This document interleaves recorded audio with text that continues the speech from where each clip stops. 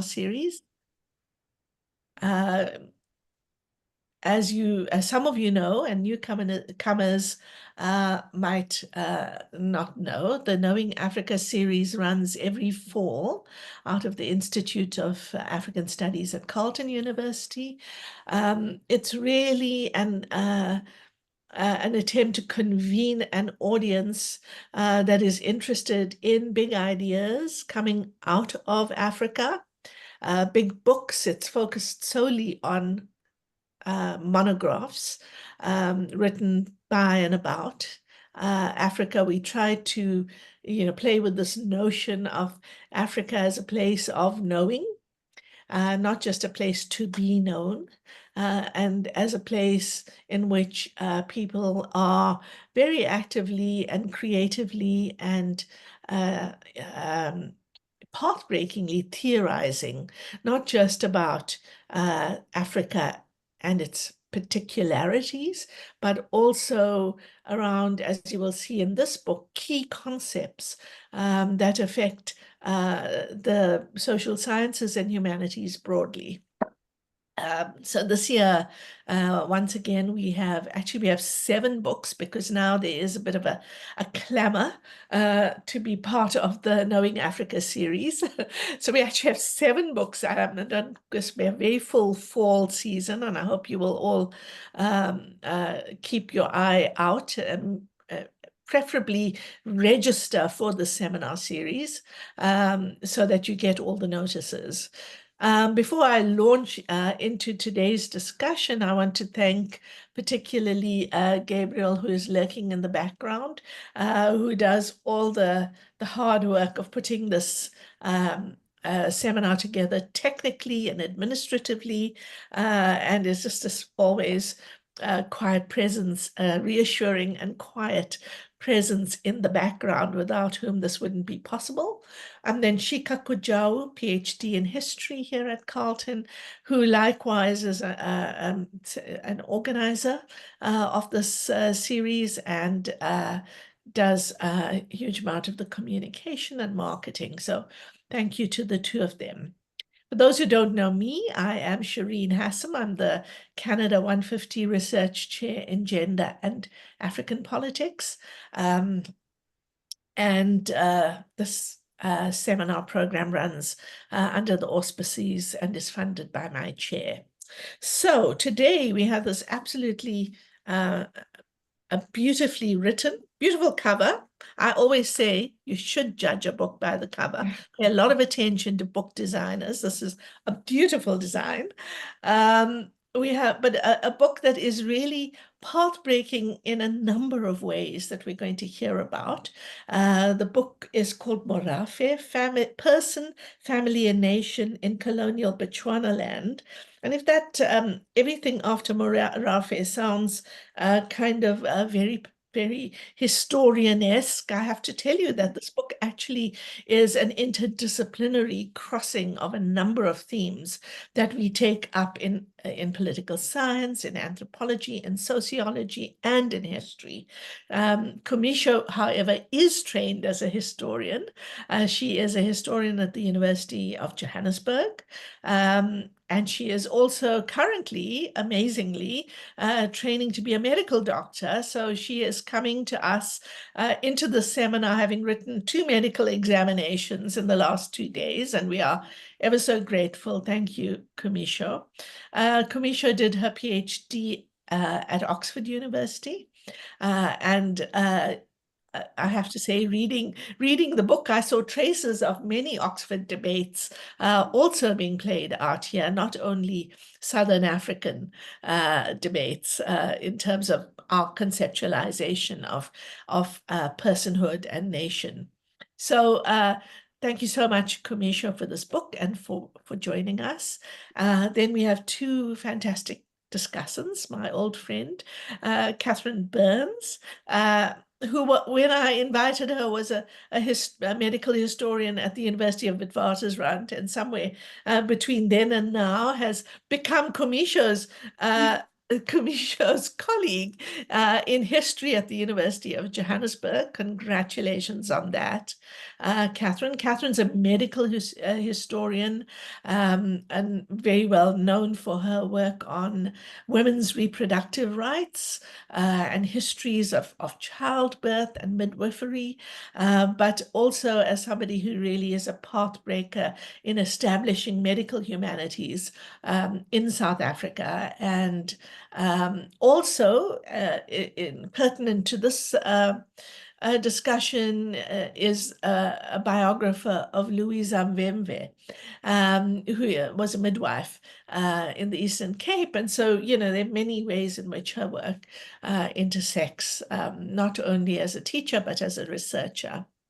And then last but not least, another dear friend, Thuto Thipe, who is an absolute rising star, I would say. Thuto has just begun a position as an assistant professor of history at the University of Chicago, previously trained at the University, Macalester College, UCT, and then did her PhD at Yale, looking at land ownership in Alexandra Township in Johannesburg. So Thuto is also a historian of the 19th and 20th centuries, and so her work really is very, it's not exactly on the same themes. She's much more at that interface of law and history, law and society. But Thuto's work is, I have no doubt that Thuto's book is going to be in our seminar series within the next couple of years. Really also path-breaking work on tenure systems, on notions of property and rights, on land. So welcome to all three of you. As usual, we will begin first with Khumisho taking us through her central ideas in this book, introducing us to it, knowing that most of us have not read it. We have now put a link to the book in the chat. It is a book that is published in South Africa, not yet easily available in North America, but I urge you to break down those barriers and order the book. It will be worth it. So I'm going to hand over to you, Khumisho, and let you take us through your book. Thank you. Thank you. Hello, everybody. Good evening to you if you are in the South, and good afternoon, morning, or whatever time it is in your part of the world. I'd like to thank you all very much for being here and for just coming to hear more about the book. Thank you to Thuto, Catherine, Shireen, everybody. I'm really grateful. Thank you. So I'll just, for a few minutes, give a kind of summary, teasing out some of the main ideas of the book and a bit of the storyline. There won't be enough time, of course, to capture everything. So I've just tried to tease out some aspects that I thought we could all attach to in our discussion tonight. And so the heart of this book is called Morafe. And so the heart of the book is about connectedness. It inquires about what factors shape our connectedness to one another. What makes these bonds, and what makes these bonds strong, and when are they fragile? Why does connectedness matter, and what do we owe to one another to maintain these attachments? This book is about how the people of Bechuanaland had this conversation amongst themselves between the 1880s and the 1950s. And they had this conversation on connectedness through a concept that they called Morafe. This category stands for a solidarity of personhood, or what they refer to as Botho. Personhood, as I explore in the book, is the capacity that separates and distinguishes human beings from nature. For example, from trees, animals, insects, rocks, in other words, mere things. Further, personhood is a capacity that human beings generate together through their relationships in everyday life. As the saying goes here, today as it did then, Motho ke motho ka batho. A person is a person due to other people. Therefore, in ways that I explore in the book, everyday life, I argue, has a moral dimension to confirm and substantiate the existential position of each individual as a person, or singular as motho. By the 1880s, the people of Bechuanaland had come to refer to the repertoires of everyday practice that confirmed personhood as tradition or Setswana. On the other hand, those practices that they understood as corrugating or weakening personhood acquired the name Sekgowa. In this book, we meet layers of characters, beginning with the Morafe family, who are the biographical subjects at the center of the book: a father and 3 sons and a daughter. In other words, 4 men and 1 woman. The plot of the narratives relies on a written archival record of 2 generations of the family, in which women and their lives leave a very thin tracing of their everyday life, their sensibilities, and their own dilemmas of family life, their own personal and collective struggles to remain attached to the moral universe of personhood. Yet, as the plot unfolds, the narrative is replete with men's conversations about these women. Conversations about women's moral obligations to preserve and reproduce the moral repertoires of Setswana, such that men can go on into the world as agents in charge of the social and natural landscape, and not remain mere and not subject to nature as though they was just simply mere human beings. Bechuanaland in the 1880s was then the region from the north of the Orange River, stretching towards the Molopo River, which today separates present-day Botswana and South Africa. In fact, the region straddled both domains. At the time, this political and territorial boundary did not matter meaningfully. This was primarily a border with significance for animals, not people. And even then, people did not pay much attention as the animals routinely crossed the borders unchecked. I argue that the conversation about Morafe across this political geography affected how the border came to acquire political meaning, such that by the early 1950s, 2 countries, South Africa and Botswana, have become distinct political territories and significantly nation states. In the process, this conversation and struggles around Morafe forged diverse, multiple, often overlapping traditions of nationalism from the early into the mid-20th century. The book describes these historical transformations through the lives of Silas Malema, his 2 sons, Zebupua and Mudiri, his daughter Harriet, as well as Solomon Plaki, who remained an integral member of the family. The Malemas were members of Bechuanaland's ruling classes, one of the educated Protestant families that fashioned new kinds of chiefly bureaucracies from the mid-19th century through Christianity and literacy. The Malema's family papers are very rich across 2 generations. They begin on the eve of Britain's annexation of Bechuanaland in 1885. The territory south of the Molopo River became British Bechuanaland, and that across the what is today present-day Botswana came to be known as the Bechuanaland Protectorate. The Molemas owned property on both sides of the river. And their papers, all the papers, are in the frontier dialects of English and Setswana, and here and there also Dutch.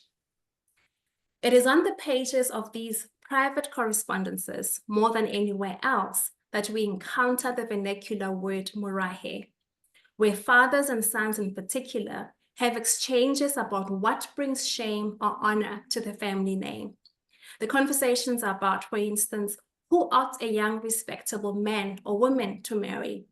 What is an appropriate profession? And what kind of schooling is acceptable?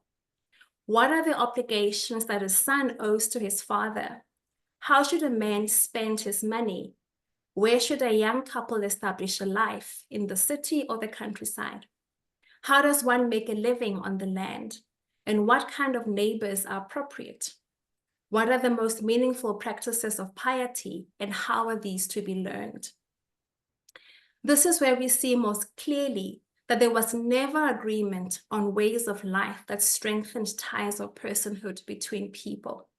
There was no straightforward consensus on what the practices of Setswana or tradition were, and therefore on the moral, cultural practices that either strengthened or otherwise corrugated the Morafe. These conversations extended well beyond the Molema's household. In the first part of the book, called Father's Mourners, we encounter Silas Molema at the height of his political powers, just as his wagon transport business enterprise is growing spectacularly, but is also facing challenging times. We meet here his still young children, and also a younger Solomon Plaki, who becomes the editor of Silas Molema's newspaper, Colonial Bechuanaland. This is still an open frontier of ambition and possibility, of hope, but also of anxiety. On the one hand, Silas Molema and other educated chiefs have negotiated terms of annexation that allowed them an unusual degree of political autonomy in 1885, when Britain takes over their territories. Their lands were significantly not crown lands, and their people were not subjects of the crown.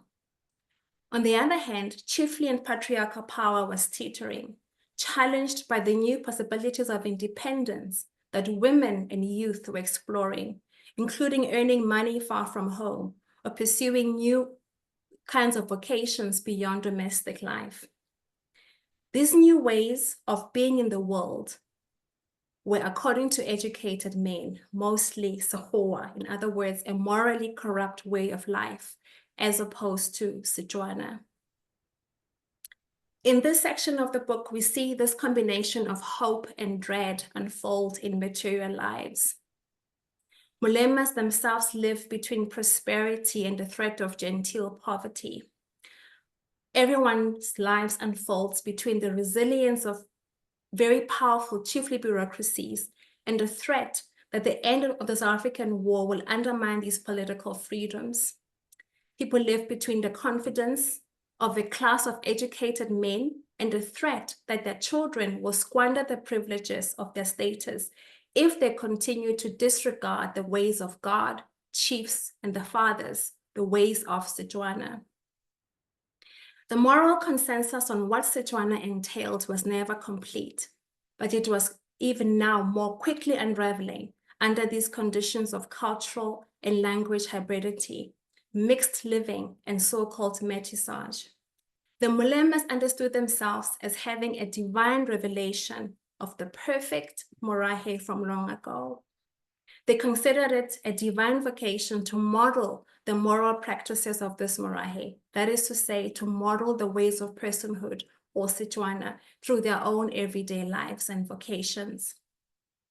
This part of the book mainly concerns the older generation, the fathers, and uses their lives, resourcefulness, and vision for the future to explore a position in the moral universe of personhood that I describe as mourners.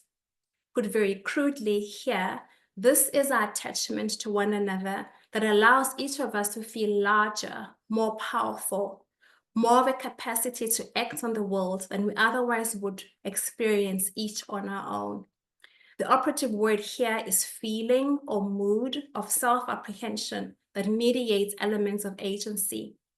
This first section of the book provides details on what educated men understood as the kinds of attachments with women, with younger men and younger women, and also the British Empire that would strengthen and sustain Setswana, in other words, that would amplify mourners. In the second part of the book, called Family and Placement, we encounter two generations together, as well as another very present character, by which I mean the land. Sebupua Molema is at the University of Wilberforce in Ohio. His younger brother Mudiri is gaining inspiration to qualify as a medical doctor in Scotland, whilst Harriet, the father's favorite, is growing very quickly and determined to excel in a teaching career. Solomon Plaatje and Silas Malema are facing the greatest political challenge of their lives. The settler government, first the Cape and then the Union government from 1910, wished to reverse the terms of British annexation that still applied in Bechuanaland. This is necessary because otherwise, those large swathes of land from the Orange all the way to the Molepo have reserves that were never crown lands and remain therefore beyond the jurisdiction of the settler government. Diverse patterns of land holding existed here, including the prevalence of black landlords like Malema and white tenants.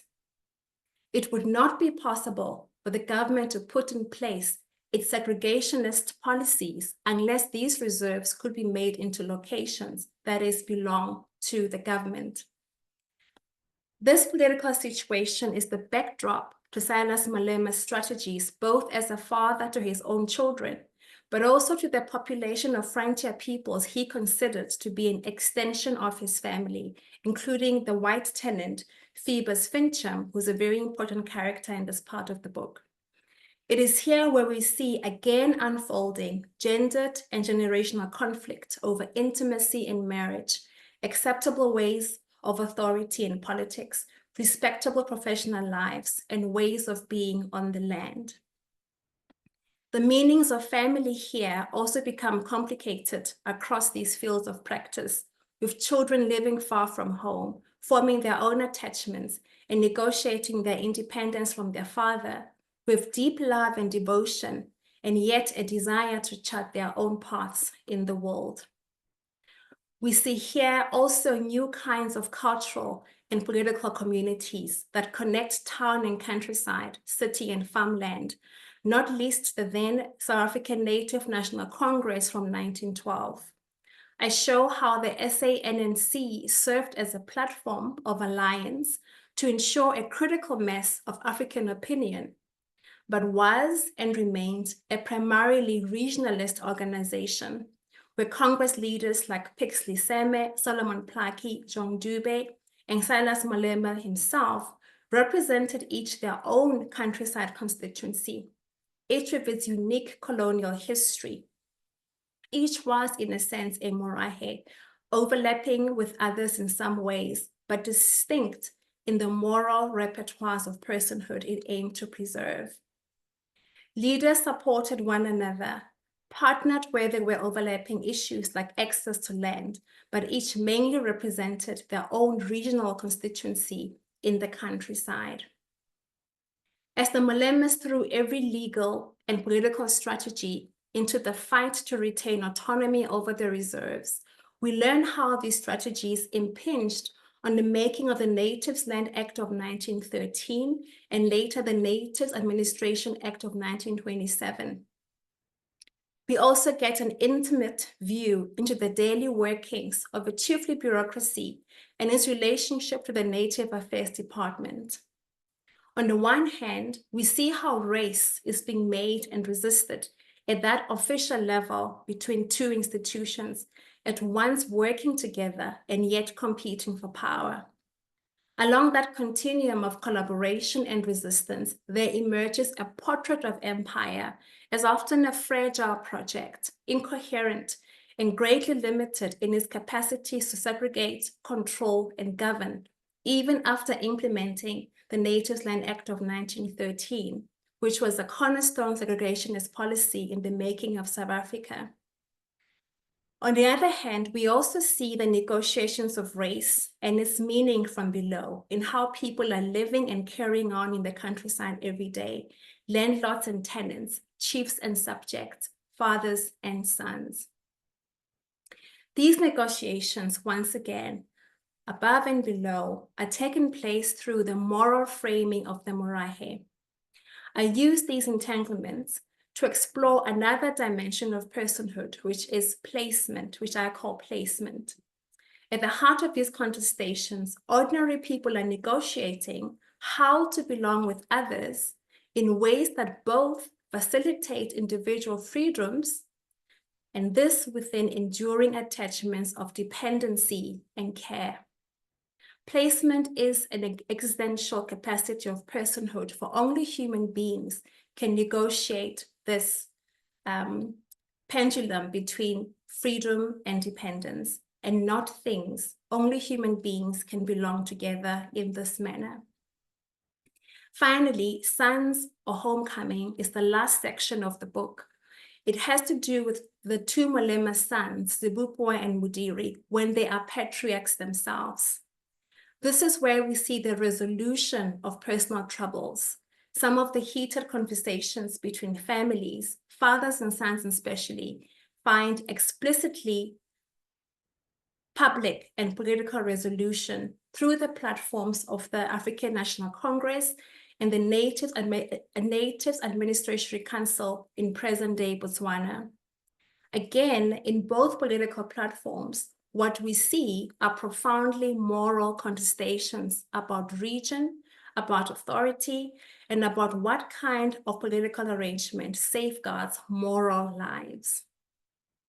It is here, for the first time, where the language of the nation state appears in the 1940s, but even then, primarily contested and on the margins, even after the Second World War, when the concept has gained political traction. I show here how mostly private concerns, memories of childhood, and painful cleavages between fathers and sons in Molema's household tilted the balance of forces towards the nation state in both domains across the Molopo.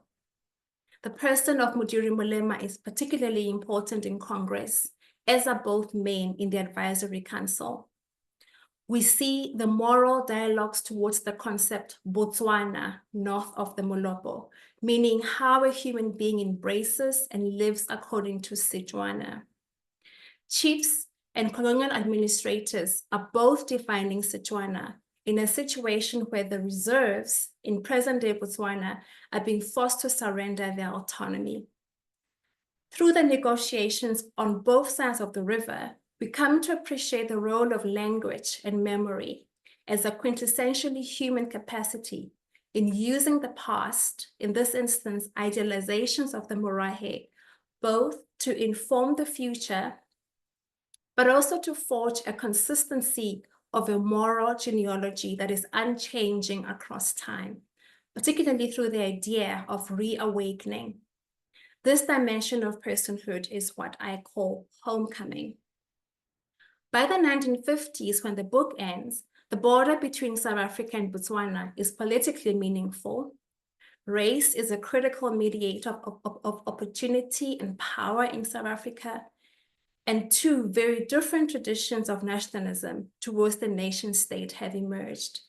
The book makes the argument that the Morafe mediated what people understood as the plausible political arrangements that can safeguard the moral repertoires of personhood. These possibilities were experiments in sovereignty and settlement in an age of empire where such experimentation for a while remained possible. In foregrounding the Molema's biography, the book makes the argument that the nation is not out there in public, but in here, in the intimate familiarity and tensions of private lives. Through the concepts of personhood, mourners, placement, homecoming, the book makes a contribution to theories of nationhood and nationalism, a contribution that aims to highlight the nation state as only one of diverse conceptions and traditions of nationalism. Thank you.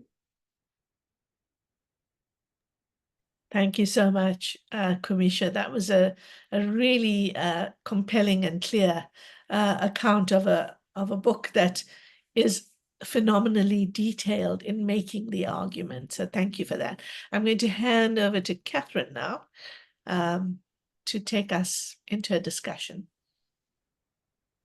Wow, thank you so much, Khumisho and Shireen. I'm sure the audience will all agree that the eloquence of your very complex but also eloquent summation is very hard to follow. So let's draw a line under that. And now we have a completely different second and third act. One of the things that I was interested in when Shireen was introducing Thuto is that the work of hers that I've read on Alexandra Township and also earlier pieces also presses very closely into the Bakington of home and personhood and moral identity. And I think that that will be a really powerful link in the discussion, because I think this is also something we see emerging in the historiography of the last 10 to 15 years, and it's most welcome. Of course, it has its roots in earlier historiographical traditions, represented also by some people in the room today, but it's taking on a valiance, and it has a kind of embeddedness that I think is extraordinary and exemplary amongst historians in the world today. The book that Khumisho has been speaking about is dedicated to Rasagai and Shumile Moguerane, Khumisho's parents. And in many ways, the writing of this book feels to me as a reader as an act of deep love and dialogical connection, also with the meaning making of her own childhood and the genealogy that produced her. Anybody who knows Khumisho well will know that she has a deeply poetic, and I argue a kind of psychological sensibility that reverberates with connection to the natural and biological world.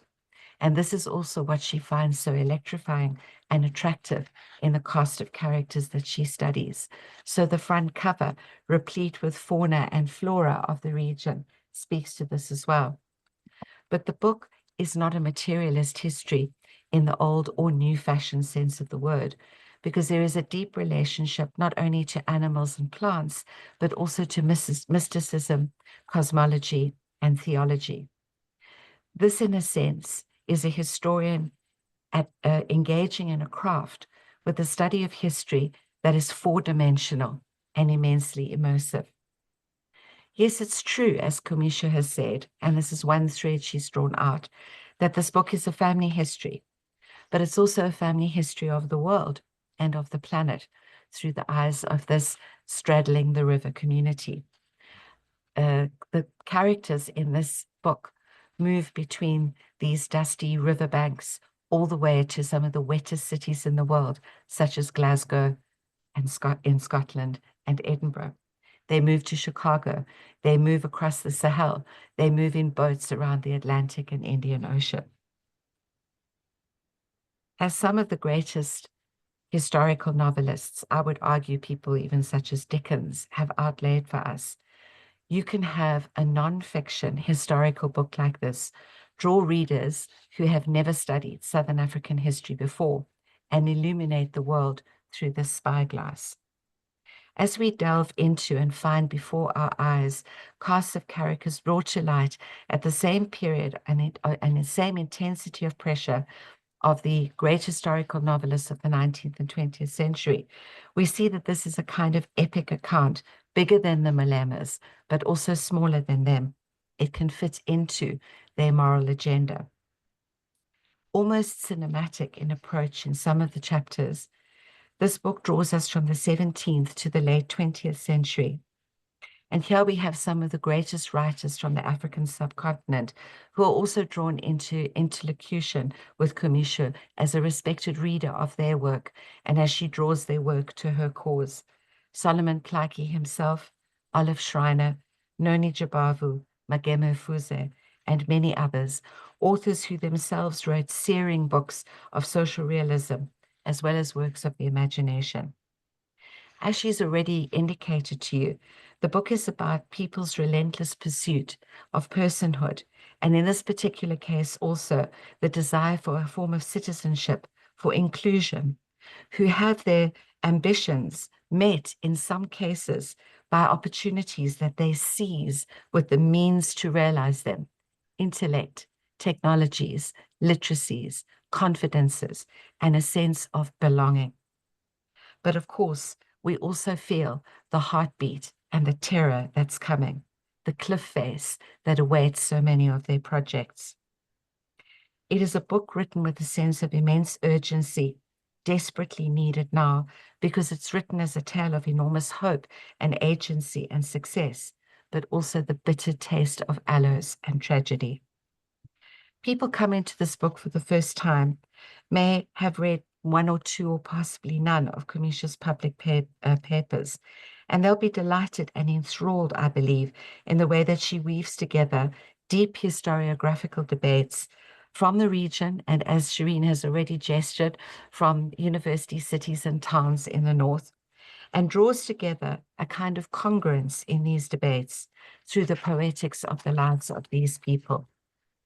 She has already passed for us, to some degree, a summary of the way that she explores the concept of the term Morafe.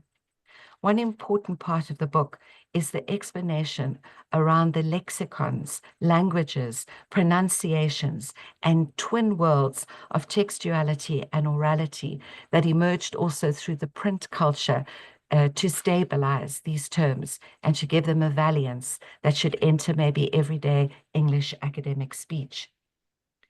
The location of this book and where we all come to understand is the kind of denouement where it is reaching its kind of acute height, is the period of the Second World War, when Johannesburg and the mines and the global thirst for gold and for uranium pushed this family to the very edge. But we are also taken through journeys in villages such as Lotlakane, previously known as Ritfontein, and the lands of the Baralong farm next to that beautiful Molepo reserve and river, as well as the more distant, rapidly expanding mining urban conurbation from the late 19th century of Kimberley. Khumisho provides the reader with notes for how to read this book. I'll be fascinated to see how Thuto engages with this, but I found it delightful, inspiring, and somewhat intimidating. It was a very necessary companion to me at many times. In these notes on how to read the book, she makes a powerful argument for how we as historians and also scholars from allied disciplines need to make explicit our theoretical approaches, to stimulate debate, to insist on dialogue and intertextuality, and in this sense to merely follow the practice of the Molemas, maybe more than the practices of Oxford, Yale, or the University of Chicago, let alone the University of Johannesburg. I would like to ask a couple of questions to Khumisho as a way to maybe open up a few things that she necessarily had to pass over very quickly. The first one that perhaps she touches on less than others is the question of theology and Christianity. She's already told you how this was an important Protestant convert family, but perhaps she can explore a little more, if she has time in the responding section, how it was in this African continental space that European ideas of Christian empire were engaged, and not only engaged, but also remade. In this way, she takes on, but moves beyond, the conception of Jean and John Comaroff in some of their pioneering work from 35 to 40 years ago. I would like to know then what she has distilled from the writing of this book and the years of research about what the concept of progress means, not only as a form of aspiration inside of a gathering European-dominated world, but one that is domestic, that has its origins in the Molepo River Valley, areas of practice that predated European conquest or settlement. My second question, which is connected to this, takes up the phrase of threads that feed the spindle, very powerful metaphors in some of the middle chapters. The private lives of these men and women crossing dramatic public agendas. Why are the stories of the sons, the nephews, the daughter, Plaiki, and so on, why are they still today key to help us understand this region of South Africa and Botswana? My next question is about habitus, selfhood, and personhood.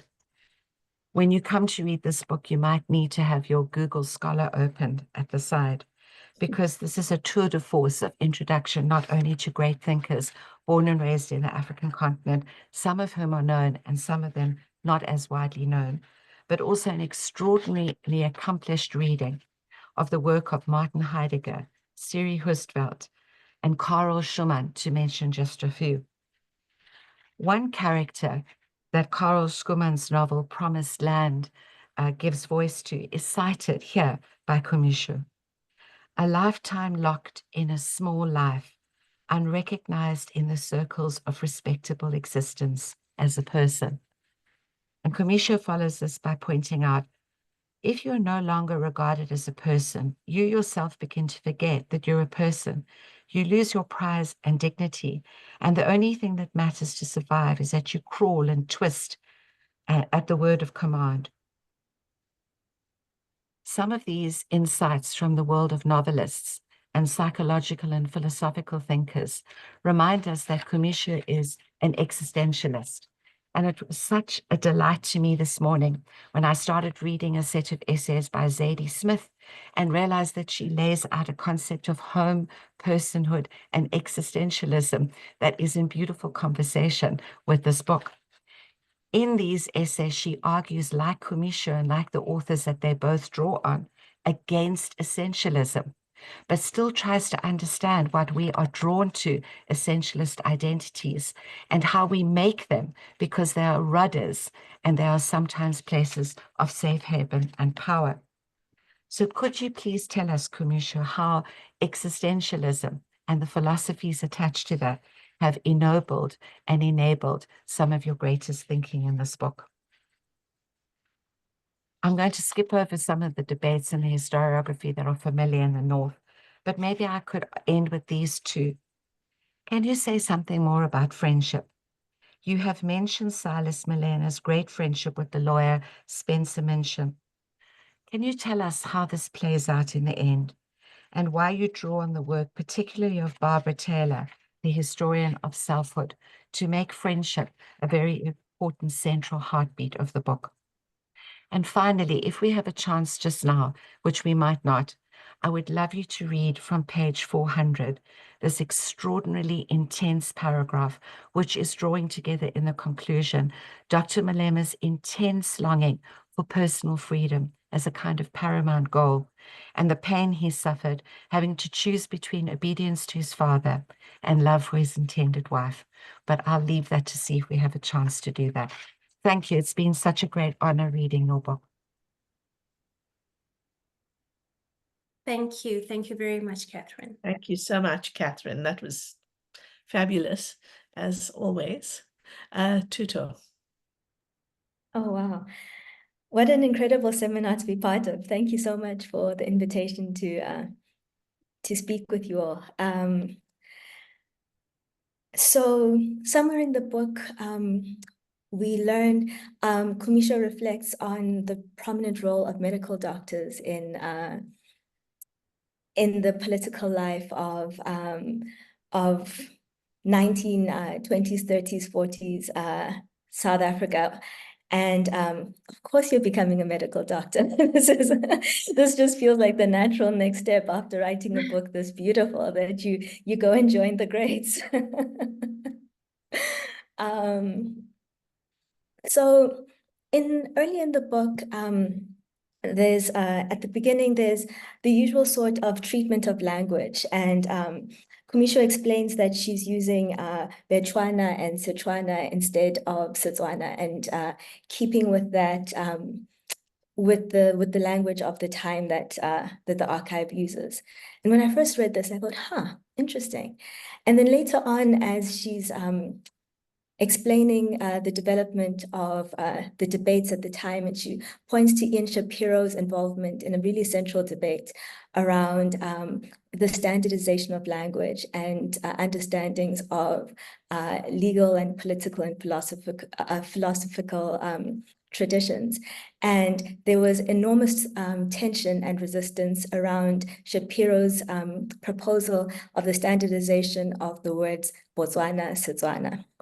And when I saw this, I went, And this to me summed up so much of what Khumisho does so beautifully in this book. There's so much standardization that I think has been taken for granted in this historiography and in the history of the region, that Khumisho does such an incredible job of locating herself in the times, in the thinking, in the social worlds of the people who she's studying, really getting into questions of interiority, and then is able to move outwards with such elegance, such intellectual dexterity, moving from that specificity of Setswana to a global context of Blackness, of Pan-Africanism, back to questions of South Africanness in the 20th century, and back out to ideas of personhood and global identities. And this to me is really the heart of the contribution of this book,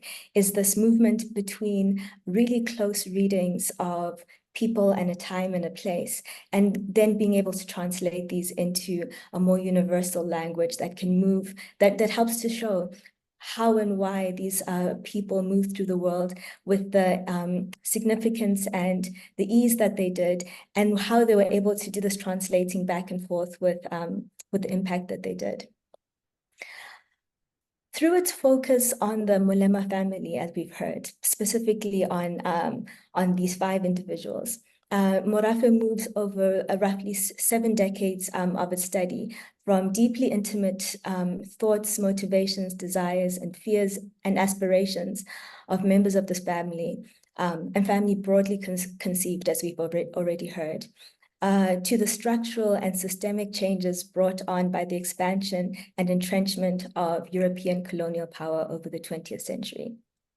So Khumisho, as we've already heard, charts the family's internal workings and its relationships to people alongside whom they live, from their time as independent leaders who governed in ways that were historically continuous with past leadership, to their coming under formal British control, but in practice at the time still retaining much of their autonomy and leadership powers and privileges, through to the formation of the South African Union, where Molema leaders now contended with the consolidating white political and economic power that at first encroached and then worked to seize the Molemas and other African leaders' political independence and power, and their land and their means of self-reliance and self-determination.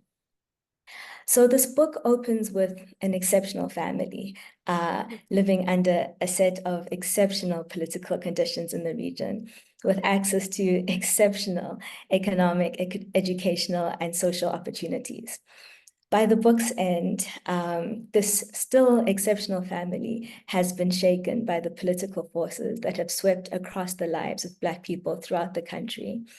And we see people's lives shortened, their material stability and security dashed, and life of opportunities shrunk in ways that were consistent with the experiences of Black South Africans throughout the Cape Province and throughout the country. So we see people who start out as truly extraordinary and exceptional shrink in the ways that Black people shrunk across the region over these decades. The focus on this exceptional family is powerful in how their lives bring to light the outermost bounds of possibility for people categorized as native in the context of the British Empire in Southern Africa. Their exceptionalism, while it highlights this possibility, also really brings to fore the magnitude of the South African government's dedication to the destruction of material, political, and social opportunity and possibility for Black people. Like all great biographies, one of this book's key strengths is the ease with which it moves between structural and systemic conditions and their changes over time, to showing how individuals grappled with and were impacted by these changes at a personal level. So the movement between the individual and the institutional levels, to family, to Morafe, facilitates an understanding of the history from questions relating to interiority to those about collectivity, national identities, and the terms of exclusion and exclusion from categories such as nation, citizenship, and race. One shortcoming, I think, of the book that I'm going to engage with a bit is I think it's really modest in the contributions that it's making to the different fields to which it contributes. So I'm going to engage with some of the really major contributions I think that the book is making, that I think Khumisho has downplayed in the text itself. And it's not a shortcoming. I think it's good writing, but as a reviewer, a chance for me to say, I think the book is doing more than it admits to in the text. So there are three broad areas that I'm going to engage with because we don't have much time, and Q&A is really important in these. So the first is land and land ownership. The second is biography of prominent political figures. And the third is the theme of indigeneity and colonialism. So I started with the idea of exceptionalism because so much of the literature is speaking to very different themes than what Morafe speaks to. In Khumisho's PhD, she focused on the Transvaal, I think is more located in these debates of the dominant tradition. So one of the key cases that is spoken about a lot is the Thipe case in 1905, where Black people in the Transvaal region weren't able to own land. And through this case, for 9 months, were able to own land. And just about every Black freehold area in the Transvaal is proclaimed in these 9 months. Gavin Capps, Wilhelmine Wickham, and other scholars looking at freehold in others, I'm going to use the standardized pronunciation, other Tswana-speaking areas, have looked at the exceptionalism of freehold and the inclusion of freehold into the system of tribalism. And I'm going to quickly quote from one court case in 1908, where the judge ruled that freehold landowners of their land couldn't be recognized as the owners, because he said, it seems necessary for that purpose that the chief should be an autocrat and that his will should be the law and the whole force of the tribe be directed to the defense of any portion of the tribe. I cannot help thinking that if any individual or group of persons has been allowed to hold land separately from the rest of the tribe, it would have meant the destruction of the tribal system. And I think this quote speaks to the way that a lot of the literature has approached the study of land ownership and land rights among Tswana-speaking polities, from the perspective of exclusion and British colonial dominance. And I think what this text is really exciting in doing is showing the diversity of experiences, and through this exceptional family, showing that the British Empire itself was not as uniform as it appeared in the region. Here we have a family who was outside of a lot of the regulations that prohibited land rights for other groups, and had title and had the British government recognizing this title outside of the host of cases that other groups were challenging. So in this exceptionalism, we see a conceptualization of land and belonging and morahe being expressed in a more continuous way than in other places. And this continuity then from the late 1800s into the Union of South Africa, into the apartheid area, I think is a useful light in showing types of resistance and how they developed. A lot of the archive in this area and in this period speaks to the British Empire as benevolent, as a space of possibility. And I think that this the Malema family shows how and why this is a useful framework from this exceptional family. Another key area where I think right now this book makes an important intervention is around the significance of the Land Act. We see the Land Act coming up in a lot of debates around the country, in South Africa. Sorry, I'm going to skip this, come back to the Land Act, because I'm seeing I'm running out of time here. So second key theme around biographies. A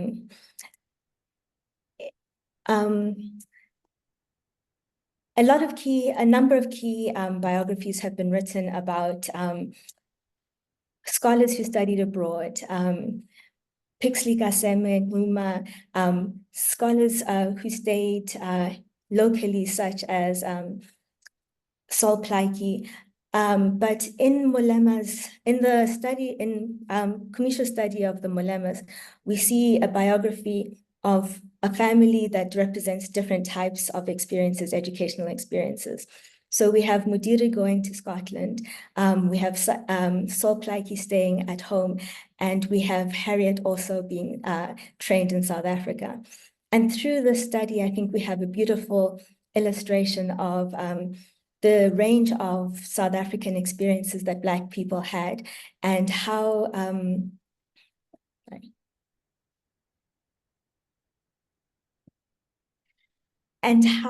within one family you could have this extraordinary diversity of people who had political influence through being grounded in the South African context and having the global experience of global training, and those who oh, I'm sorry.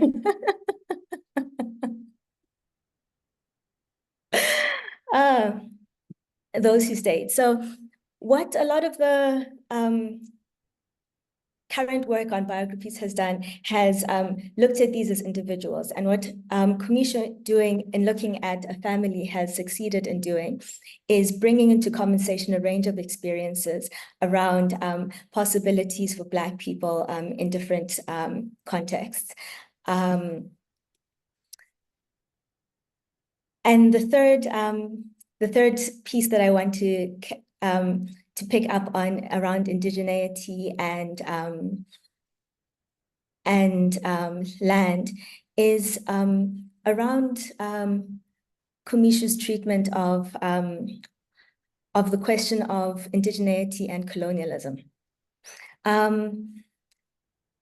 This is more of a question that I think is emerging in some that's emerging in some recent literature. So Khumisho, in the early chapters there, you present the relationship between Khoi and San groups as indigenous, and talk about the migration of different groups and the layering of processes of indigeneity, of nativization rather. So use the language of indigeneity specifically around Khoi and San groups, and use the language of colonialism to describe both in the more traditional context, European colonization in the region, but also you apply this word to Bantu-speaking groups who came into the region, and you also use the word settler regarding European groups and groups who came from other parts of the region to the continent. And I was thinking about Hugo Canham's recent book, Riotous Deathscapes, where he looks at Mpondo land and is also engages in this conversation about the relationship between Khoi and San groups and other groups who came to the region later. And he proposes a framework of thinking of conversation between the two groups as co-constitutive of a new type of indigeneity. And you in other parts talk about layers of indigeneity and how the most recent arrivals could become more nativized as other arrivals came. And this being a process of back and forth conversation. So I wanted to pose a question around your conceptualization of the word colonialism and settler in this context, and what work you think what work you're using these terms to do in thinking about people in this region. I didn't do this justice, so just 1 minute quickly. the 3 points I wanted to get through.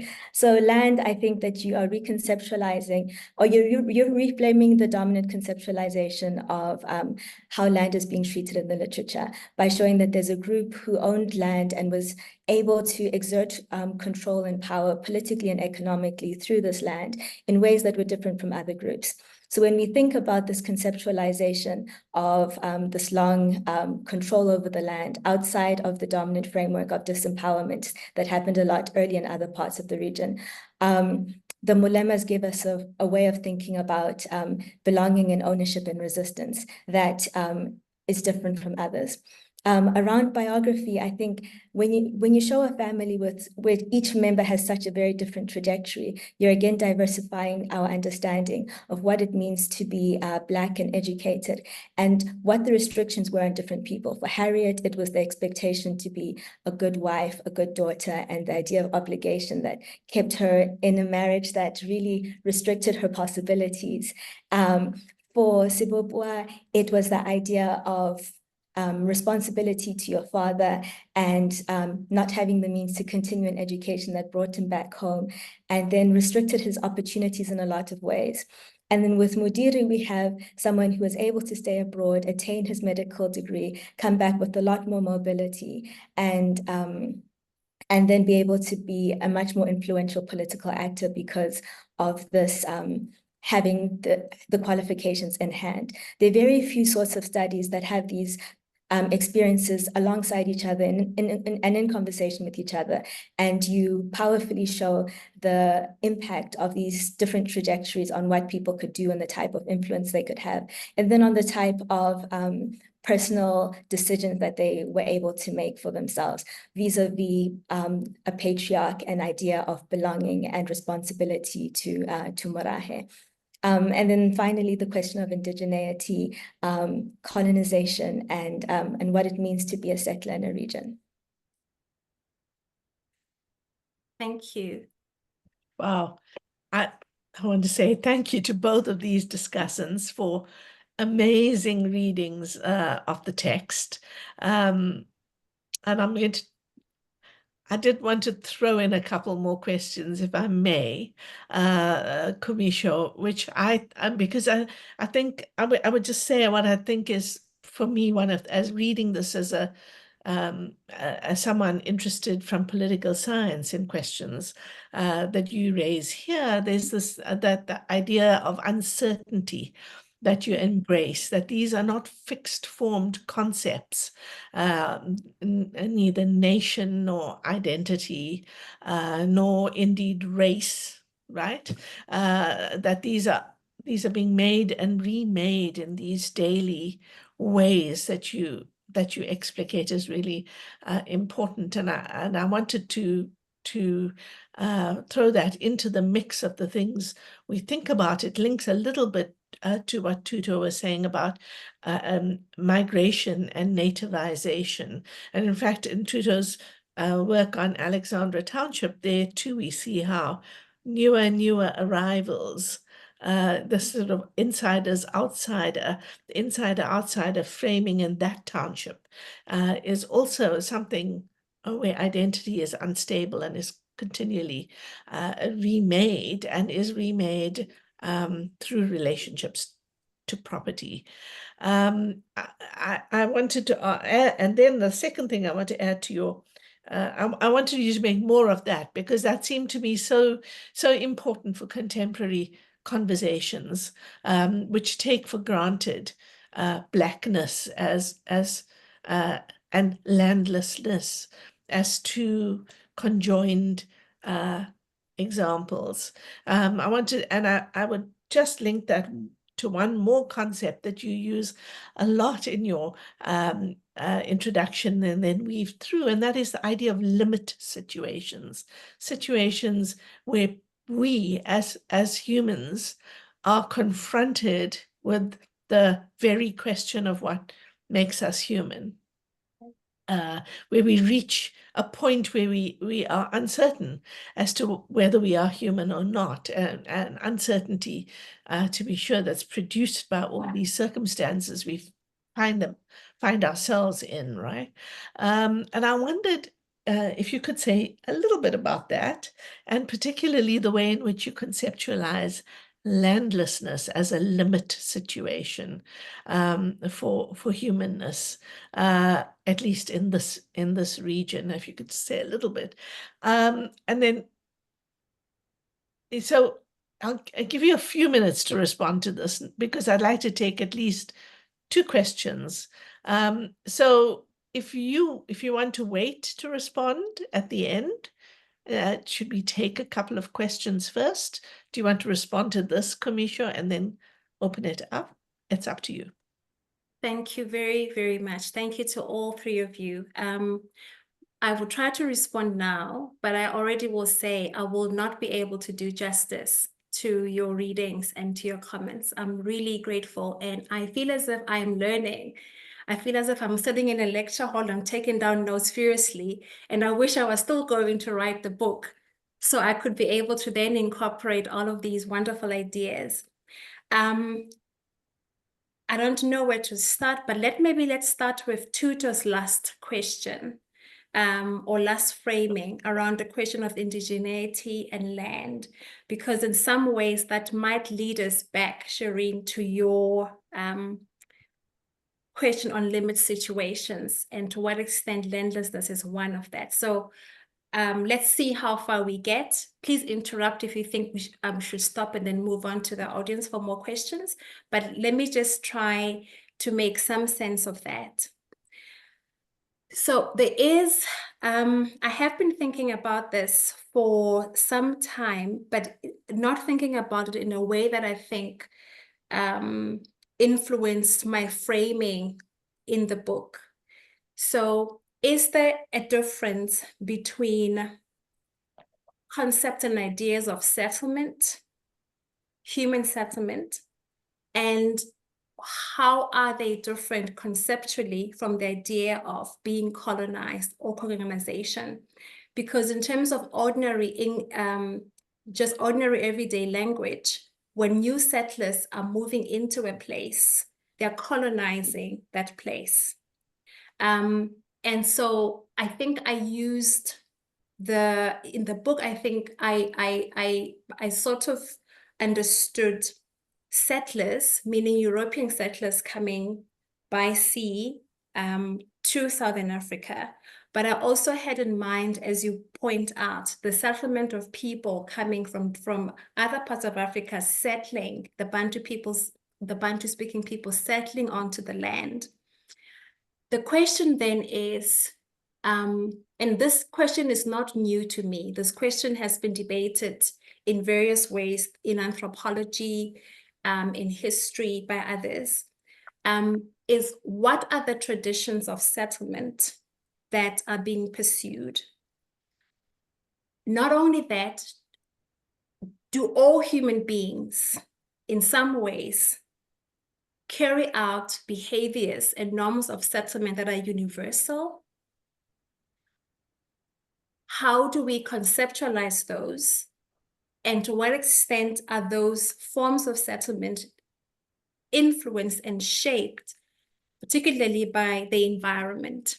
In this case, then, Southern Africa, its climate, its conditions of life, and so on. I do not think I have explored that line of thinking in the book. And I think, therefore, Thuto, you're very right. That is sort of, it's there, but it's really not there in the kinds of deep ways that you are asking me to think about. But I do think it is an important question. There is, as I say, there is a debate in the historiography of empire around trying to understand the politics of empire as being directed more by questions of settlement, actual day-to-day, trying to be able to make a habitat of the land and making those appear in some senses different from the enterprise of control of the land through state and institutions. And I think that's important as a way into your question, but I don't think I have enough scope right now to be able to do justice to those kinds of debates. But I really take your point on that.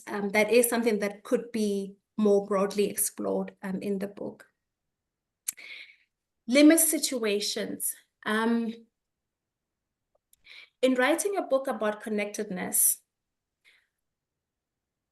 my general thinking was not informed primarily by the historiography. As Catherine said, a lot of it really came from books and novels I've been reading since my childhood, because the theme of connectedness seems to be something that novelists explore with a great more attention to questions of self and subjectivity than historians do. Thinking, for example, Yvonne Vera in Butterfly Burning, a book, which if I can just use that as an example, a novel written by an amazing novelist of Africa that looks at a nurse, a young woman who wants to become a nurse and has a big dream. And having had this big dream of becoming a nurse, at the very verge of accomplishing it, something happens, which I can't now quite remember what it is, but it's no longer possible. And what happens to her really is a death of an ideal of herself. So there is a social death that takes place on the inside of her. And that then translates into suicide. It seems to me this is the case also in Chinua Achebe's very famous Things Fall Apart. Novelists are much more brave and daring in that they do take the risk of translating social death into actual death so that the reader sees it. We can't do that in writing a historical narrative because the people live on regardless of the disappointments, the pains, all of the things that if I was writing a novel, I could resolve in other ways. And so land then, how is land one of the limit situations? By that, I mean, how is landlessness, as you put it, kind of social condition that would cause what anthropologists have called social death? The one simple way of answering the question for now, because of time, is to think about what has already been written about land in an African context. We can think about John Lonsdale, the ways in which a man or a woman establishing a homestead of one's own is considered to be confirmation of adulthood, confirmation of manhood, confirmation of womanhood. That requires some relationship to property. And that relationship doesn't have to be necessarily a private title deed, but it requires access and forms of negotiating possession that allows one to be able then to fulfill the moral requirements of being adult so that somebody else can look at you and say, actually, you are a man. Really, you are a man. Or you are a woman. Absolutely, you are a woman. And I see that and I confirm that. Without property, and property is not the only field of practice, but it seems to me to be amongst the most central in Southern African society in confirming these repertoires of, yes, you are a person, yes, you fulfill those moral requirements. And so without it then, we seem to be shifting more and more towards a situation of social death. However, this is not a novel. And so those people still have to live. Their archive says that they live. And of course, I'm writing so many years after that.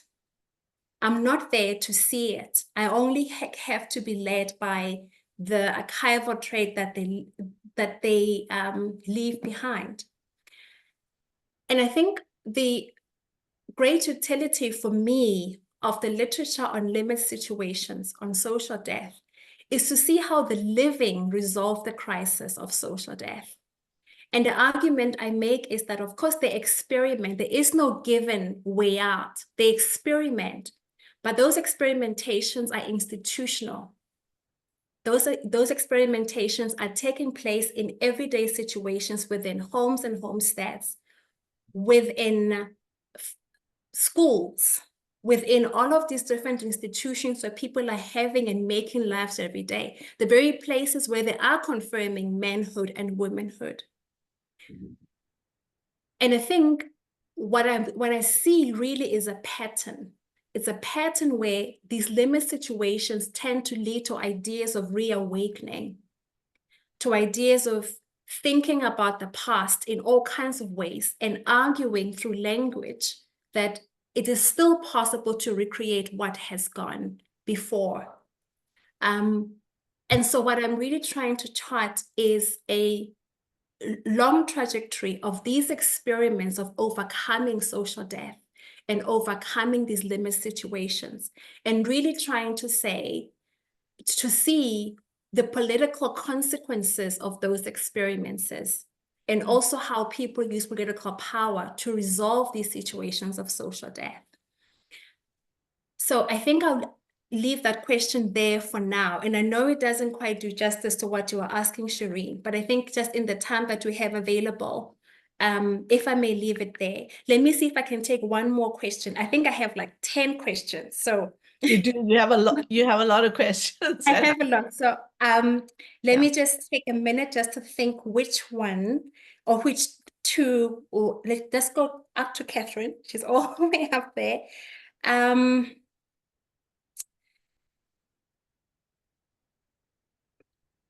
Okay, let's say the question of progress, because it kind of links with the ideas of reawakening. You are right, and it is a difficult theme to explore in the time that we have, but in some senses, we do have an idea that the word or the idea of progress happened along the European frontier, that it came with Christians and people looking towards what was becoming the West and thinking to progress means to look and to appear like these people. But indeed, it seems to me that the idea of progress, although this is a particular historical period where it has traction, institutional traction, but I think you are right to say that it is not limited to that period. And I think that the language of everyday life along this frontier actually suggests it predates those ideas. So then progress, in my conception, would belong, to try to link to Shireen's question, would belong to parts of the strategies, experiments of language and traditions by which people try to overcome these moments of stagnation. Because, and we see this in particular in Bechuanaland, because when we first come across the word progress in the book, translated Tswelopele, it is primarily on the pages of Koranta ya Botswana, the newspaper that Silas Malema owns and Solomon Plaki edits. What educated men are saying is that to be a people of progress, a Morafe of progress, it is important to, one, go to school. It is important to remain living in the countryside. It is important to respect chiefly and patriarchal power. It is important to be a Christian. What is interesting, though, is they say that this progress is not something which they are thinking up for themselves. This idea of progress, this progress is really how one belongs to the Morafe of long ago. And so progress is then linked with all kinds of narrative and practical repertoires of projecting the past into the future. And in this case, what people are saying is our tradition is progress. The Morafe of Botswana has always been what makes us a Morafe is that we have the moral principle of progress. And so if you have an empire, like the British Empire, it must have the moral imperative to sustain and to protect and to preserve and encourage our right as a people to continue being a people of progress. And so I think in a sense, That's one example that helps us to see these different experiments on moral lives and belonging, ways of overcoming these limit situations at a time of great turbulence and change, the threats of impoverishment, of losing power. This is when these narratives of progress and living a progressive life become all the more important. Okay, so I've just taken one question from each of you, and I know there's like 10 I did not come to, but I'm also looking at the clock, so I think I should stop there. Thank you, Khumisho. I think we can take one quick question from the audience. And I don't know if you want to indicate by show of hands, fastest finger first, as they say in the game shows. Would anyone like to raise a question? There are anthropologists of Botswana here. There are other historians. Okay, I think if not, that kind of does bring us to a sort of a natural close. I think, Khumisho, it's an extremely rich book, and I also feel like it's a book. I agree with Thuto. It, vastly exceeds your modesty in presenting it to us, because actually it speaks. I can see it. It's kind of amazing. The provocations that you offer being picked up in a range of different spaces and a range of different research settings, including the contemporary. I know that people are going to leave in a second, Catherine, so I'm not going to have time for, I think we won't do a reading, as lovely as that would be. Again, there is a link in the chat. Please buy the book, read the book, share the book, teach the book, criticize the book, engage it. That's what this seminar series is about. Our next seminar is on October 2nd. It is Sharad Chari's Apartheid Remains. Sharad will be in discussion with Mark Hunter and Jacob Dlamini, so do come to that. And then Dan Magazino is here. His follows that. Rogers O'Rourke's book with Peter Geshier on witchcraft follows that. So there's a rich set of books ahead of us, and I look forward to seeing you all again. Once again, please do actively sign onto our mailing list, because Carlton has a very strange for South Africans, quite strange notions of privacy, which means we can't just register you for seminars. We can't just put you on our mailing list. You have to actually actively indicate your wish to receive mail from us. So please go to the Institute website and the Knowing Africa page and sign up for future discussions. Thank you once again, Khumisho, for a most beautiful book. Thank you to our amazing discussants, and I hope to see you all in 2 weeks' time. Thank you very much. Oh, and Francie, there's your baby. Thank you.